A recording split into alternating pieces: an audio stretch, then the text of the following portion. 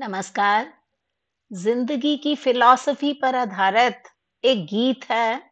जीना तो है उसी का जिसने ये राज जाना, है काम आदमी का औरों के काम आना।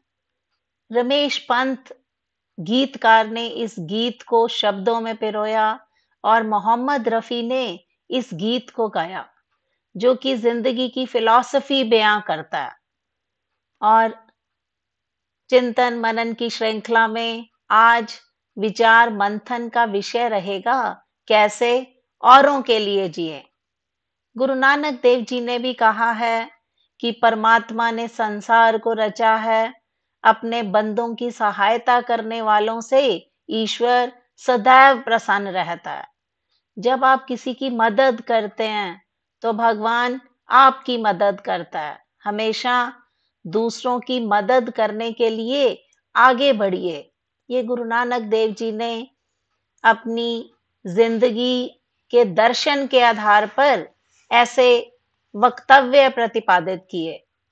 यह बात भी सच है कि प्रसन्नता एक ऐसी अनुभूति है जो सभी के चेहरों पर मुस्कुराहट लाती है, आंखों में चमक लाती है, चाल में मस्ती लाती है और मन में जोश भर देती है। खुशी छोटी हो या बड़ी, हमेशा सुखद होती है। इसी खुशी की प्राप्ति के लिए हम सदियों से भटक रहे हैं। खुशी की परिभाषा दोस्तों सबके लिए अलग-अलग होती है। सबकी अपनी-अपनी इच्छाएं होती हैं, जिनकी पूर्ति से प्रसन्नता मिलती है। उसके बाद फिर नई इच्छा शुरू हो जाती है। जब तक पूरी नहीं हो जाती, तब तक हम उदास रहते हैं। तो कभी अपने अलावा हमें दूसरों के बारे में भी सोचना चाहिए। किसी के उदास चेहरे पर हंसी लाकर उसकी उदासी दूर करके देखें। कुछ पलों के लिए सही, दूसरों के चेहरे पर मुस्कान लाने का प्रयास कीजिए। वह काम मुश्किल तो है, पर नामुमकिन नहीं है। अपनी इच्छाओं, तकलीफों, दुख दर्द और परेशानियों को कहीं ताले में बंद कर दें। आप सोच रहे होंगे कि ये भला कैसे हो सकता है? दूसरों के लिए कैसे जिया जा सकता है? लेकिन अपनी सोच में थोड़ा सा बदलाव लाकर देखिए। निराश व्यक्ति के लिए जीवन बेनूर हो जाता है। जीवन उसे निरर्थक और व्यर्थ लगने लगता है। उत्साह, जोश, उमंग जैसे शब्द उसके व्यवहार से गायब हो जाते हैं। दुख व परेशानियों के बोझ को ढोने की शक्ति उसमें होती तो है, पर लगातार हताशा में घिरे रहने से उसको लगता है कि उसमें शक्ति ही नहीं रही। ऐसे निराश व्यक्ति की समस्या का हल निकालने का प्रयास कीजिए। अगर आप उसे हंसा सकें, तो ये कोई छोटी उपलब्धि नहीं है। इससे प्राप्त खुशी कोई छोटी खुशी नहीं है। जरूरत है इसे उपलब्धि मानना और इस तरह की खुशियों को बटोरकर आप अपना और दूसरों का जीवन संवार सकते हैं। संसार के सभी बड़े और सफल व्यक्तियों के जीवन में एक बात सामान्य है, वह दूसरों के लिए सद्भावना, उसके लिए भी समय और धन का निवेश।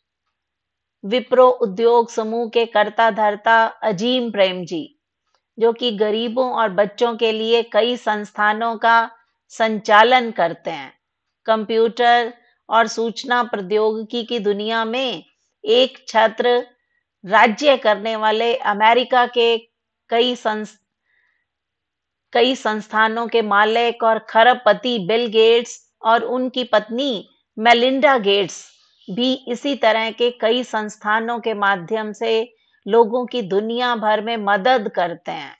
टाटा उद्योग समूह की बुनियादी नीतियों में भी सामुदायिक कल्याण के कार्यक्रमों पर धन व्यय करने का प्रावधान है।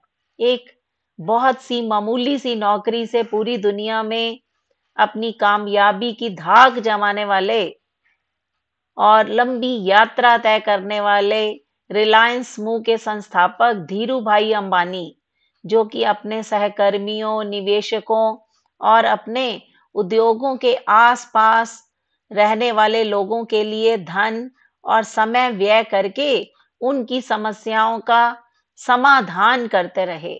तो एक बात निश्चित है कि केवल अपने लिए जीने वाले लोगों को आसानी से सफलता नहीं मिलती।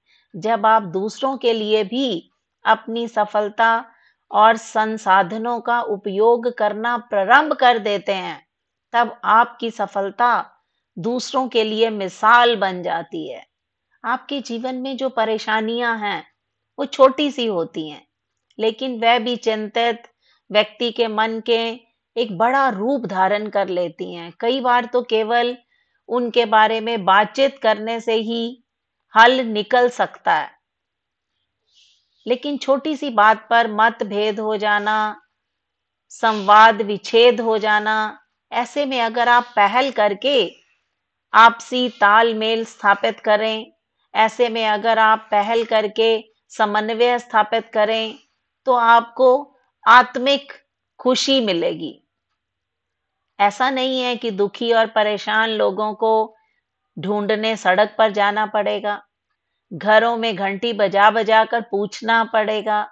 अपने घर, मित्रों, पड़ोस जहां भी काम करते हैं, वहीं आपको दोस्तों अनेक लोग मिल जाएंगे।